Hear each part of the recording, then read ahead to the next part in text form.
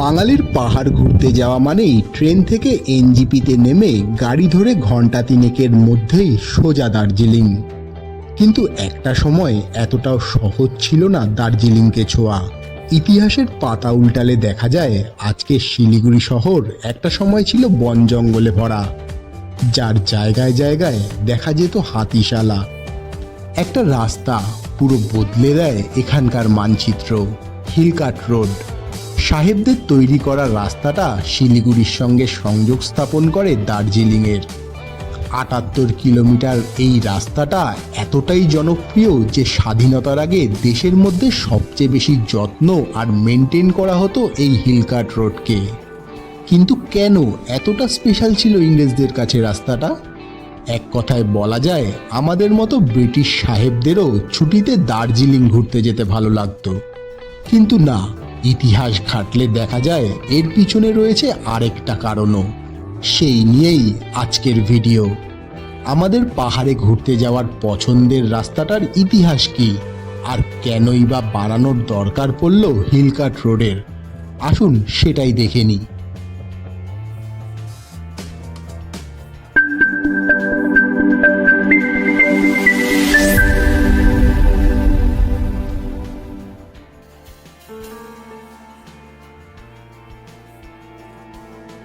সমতল পেরিয়ে পাহাড়ের ডাকে সাড়া দিতে গেলেই পথেই পড়ে একটা দুয়ার। এই দুয়ার থেকেই বদলাতে থাকে বাতাসের গন্ধ। হালকা পাতলা বাতাস ভরে নেওয়া যায় হৃদয় আর মস্তিষ্কে। সেই দুয়ারের নাম শিলিগুড়ি, বাঙালির পাহাড় যাওয়ার দরজা। আর এই শিলিগুড়ির ভেনাস মোড় থেকেই যাত্রা শুরু হিলকাট রোডের। সেখান থেকে দার্জিলিং মোড় হয়ে ডান দিকে সগুনার দিকে এগিয়ে যায় রাস্তাটা। এখান থেকেই বদলাতে থাকে আবহাওয়া। পাহাড়ি ঠান্ডা অনুভব করতে পারি আমরা।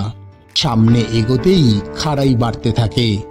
মহানন্দা ওয়াইল্ড লাইফ সেঞ্চুরি হয়ে তিনধারিয়া পার করে রাস্তাটা। শিলিগুড়িকে দার্জিলিংয়ের সঙ্গে সংযুক্ত করতে তৃতীয় গুরুত্বপূর্ণ পয়েন্ট কার্শিয়াং। আচ্ছা, কার্শিয়াংয়ের পাশ দিয়ে উঠে আসা অন্য দুটো রাস্তা রোহিণী রোড আর পাংখাবাড়ি রোড। এই দুটো রাস্তাই এসে মিশে যায় হিলকাট রোডে। রোহিণীর রাস্তাটা কিন্তু শিলিগুড়ি যাওয়ার আরেকটা অল্টারনেটিভ রাস্তা, যেটা সুভাষ কিসিং মার্গ নামেও পরিচিত। যাই হোক, কার্শিয়াংয়ের পর হিলকাট রোডের পরবর্তী পয়েন্ট ঘুম। ভারতের সর্বোচ্চ এই হিল স্টেশন হিলকাট রোডেরও হাইয়েস্ট পয়েন্ট। সিকিমের রাজধানী গ্যাংটক আর কালিম্পংয়ে যাওয়ার সেবক রোডও ঘুমে এসে হিলকাট রোডের সঙ্গে মেশে। উল্টো দিকের রাস্তাটা চলে যায় সুখিয়ার দিকে, যেখান থেকে সান্দাকফু আর নেপাল চলে যাওয়া যায়। আচ্ছা, এই ঘুম থেকেই হিলকাট রোড পাহাড়ি পথে এঁকে বেঁকে পৌঁছে যায় দার্জিলিংয়ে। ৭৮ কিলোমিটারের এই রাস্তা গাড়ি করে আমাদের সময় লাগে ৩ ঘন্টা মতো। এবার আসি রাস্তাটার ইতিহাসে। ১৮০০ শতাব্দীতে ফিরে গেলে দেখবেন তখন কিন্তু দার্জিলিং সিকিমের রাজার রাজত্বের মধ্যে ছিল।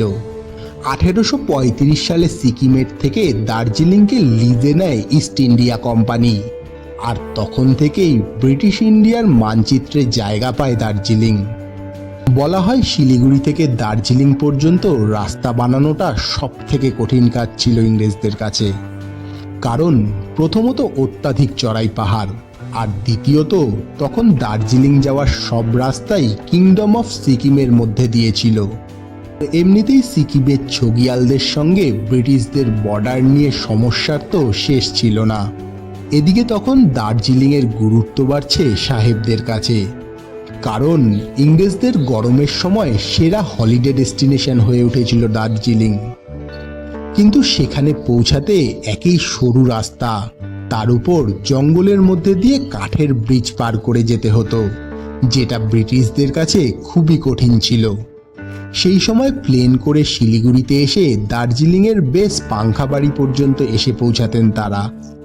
কিন্তু তারপর আর কোনো পাকা রাস্তা ছিল না, তাই পাংখাবাড়ি থেকে পোটার জোগাড় করে দার্জিলিং পর্যন্ত যেতে হতো তাদের। পাংখাবাড়ির এই পোটাররা শুধু ২০-৪০ কিলোর ওজনের মাল নিয়েই উপরে উঠতেন না, একটা দড়ির মাধ্যমে ব্রিটিশদের পিঠে বসিয়ে দার্জিলিং পাহাড়ের উপরে নিয়ে যেতেন। এই ধরনের দড়িকে ওখানকার ভাষায় নামলো বলা হয়। আচ্ছা, 1835-এ যখন ডিড অফ দার্জিলিংয়ে সিকিমের সঙ্গে ব্রিটিশদের চুক্তি হয়, তখন দার্জিলিংকে লিজে নিতেই ডক্টর আর্চিবেল ক্যাম্বেলের সঙ্গে আসা ডিসকভার অফ দার্জিলিং জেনারেল লয়েডকে শিলিগুড়ি থেকে দার্জিলিং পর্যন্ত রাস্তা তৈরি করার দায়িত্ব দেওয়া হয়। তার সঙ্গে অ্যাসিস্ট্যান্ট ইঞ্জিনিয়ার করা হয় জন গিলমারকে। এরপর শুরু হয় রাস্তার কাজ। কিন্তু চড়াই উতরাইয়ের কারণে দেখা দেয় সমস্যা। পাংখাবাড়ির উতরাই অনেক বেশি, উল্টো দিকে কার্শিয়াংয়ের পর থেকে অনেকটা বেশি চড়াই। আর এই সমস্যা মেটাতে 1839 থেকে 1842-এর মধ্যে জন গিলমারের পরিবর্তে দায়িত্ব দেওয়া হয় লেফটেন্যান্ট রবার্ট কর্নেলিয়াস লেপিয়ারকে। তাকে শিলিগুড়ি থেকে দার্জিলিংয়ের রাস্তা তৈরির দায়িত্ব দেওয়া হয়, যে রাস্তাটা আজ ওল্ড মিলিটারি রোড নামে পরিচিত। ঘন জঙ্গলের বুক চিরে বেরিয়ে যাওয়া রাস্তাটা প্রায় 40 মাইল খাড়াই উপরে উঠে গেছে, যে পথে পার করতে হতো 300-রও বেশি কাঠের ব্রিজ। আচ্ছা ভাবুন, পাহাড়ে ছুটি কাটাতে গিয়ে ট্রেকারদের মতো পরিশ্রম করতে কজনই বা ভালোবাসে। ইংরেজদের ক্ষেত্রেও ব্যাপারটা তখন এরকমই ছিল। কিন্তু একবার ডিপলি ভাবুন তো, দার্জিলিং কি শুধুই ইংরেজদের হলিডে ডেস্টিনেশন ছিল? একদমই না। ভাবুন, এখন যে দার্জিলিং চা পৃথিবী বিখ্যাত, 1841 সালে প্রথম ইংরেজরা চারা গাছের প্ল্যান্টেশন শুরু করেন দার্জিলিংয়ে সেই সময়। আর তাই ইকোনমিক্যাল দিক থেকে দার্জিলিং ব্রিটিশদের কাছে খুবই গুরুত্বপূর্ণ হয়ে ওঠে। আসলে ইস্ট ইন্ডিয়া কোম্পানি তো ভারতে এসেছিলই ব্যবসা করতে, কিন্তু ওরা যে আমাদের উপর কখন রাজত্ব করা শুরু করবে সেটা কেই বা জানতো। যাই হোক, যেটা বলছিলাম, পাংখাবাড়ির রাস্তাটা দিয়ে গাড়িতে যাওয়া তো মুশকিল ছিলই, আর চা রপ্তানির ক্ষেত্রে সেটা ছিল অসম্ভব। আর রাস্তাটা ছিল ঘন জঙ্গলের মধ্যে দিয়ে, যেখানে ছিল না থাকার কোনো জায়গা, তাই রাস্তাটা ছিল খুবই বিপজ্জনক। আসলে সেই সময় পাংখাবাড়ি রোডটা শিলিগুড়ি থেকে কার্শিয়াং আর তারপর ওল্ড মিলিটারি রোড হয়ে কার্শিয়াং থেকে চিমনি হয়ে মালদিরামের জঙ্গল দিয়ে যেত। সেখান থেকে পাহাড়ের নিচে নেমে ঘুমের দিকে যেত রাস্তাটা, তারপর আলুবাড়ি হয়ে দার্জিলিং চৌরাস্তায় গিয়ে উঠত। সেই সময় 8 লাখ টাকা খরচ করে বানানো রাস্তাটা এতটাই দুর্গম ছিল যে পোর্টার আর মাল বহনকারী ঘোড়ার জন্যই শুধু ব্যবহার করা হতো, কিন্তু গাড়ি চালানোর জন্য একেবারেই উপযুক্ত ছিল না রাস্তাটা। তাই ট্রান্সপোর্টের খরচাও বেড়ে গেছিল অত্যাধিক। প্রায় 40 কিলো মাল নিয়ে যেতে খরচ হতো 2 টাকা, যেটা তখনকার দিনে অনেক ছিল। আচ্ছা, 1840 সালে দার্জিলিংয়ের 2টো পাবলিক বিল্ডিং, একটা হোটেল আর একটা কোর্ট খুলে গিয়েছিল। প্রায় 30 জনেরও বেশি ইংরেজ অফিসারের থাকার জায়গা গড়ে উঠেছিল সেই সময়। আস্তে আস্তে দার্জিলিংয়ে বসতি বাড়তে শুরু করে। তখন তিব্বত থেকেও মানুষ এসে থাকা শুরু করে দার্জিলিংয়ে, যেটা ভুটিয়া বস্তি নামে পরিচিত হয়।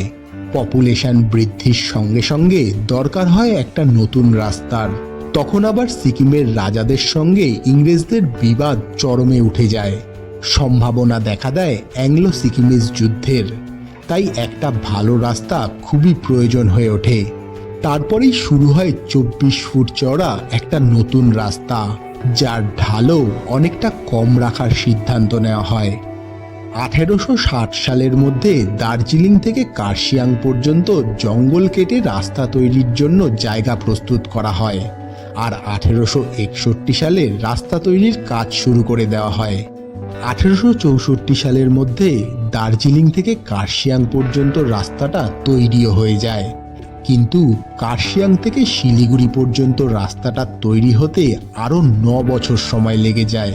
1869 সালে প্রস্তুত হয়ে যায় শিলিগুড়ি থেকে দার্জিলিং যাওয়ার নতুন রাস্তা, যার ফলে খুবই সহজে বাল্কে করে মালপত্র নিয়ে যাওয়া যায়, যেটা গরুর গাড়ি আর ঘোড়ার গাড়িতে করে সেই সময় নিয়ে যাওয়া হতো, যাকে ইংরাজিতে বলা হয় বুল কার্ট আর হর্স কার্ট, আর তার থেকেই নাম রাখা হয় হিল কার্ট রোড। আচ্ছা, এই রাস্তাটা তৈরির পুরো ক্রেডিট রবার্ট নেপিয়ারের, যদিও এই ইংরেজকে সহযোগিতা করেছিলেন একজন অ্যাংলো ইন্ডিয়ান। দেওয়ার নামের সেই ইঞ্জিনিয়ারের সাহায্য ছাড়া কোনোভাবেই এই রাস্তা তৈরি করা সম্ভব হতো না, কিন্তু তার কন্ট্রিবিউশন ইতিহাসের পাতায় কোথাও কখনো লেখা হয়নি।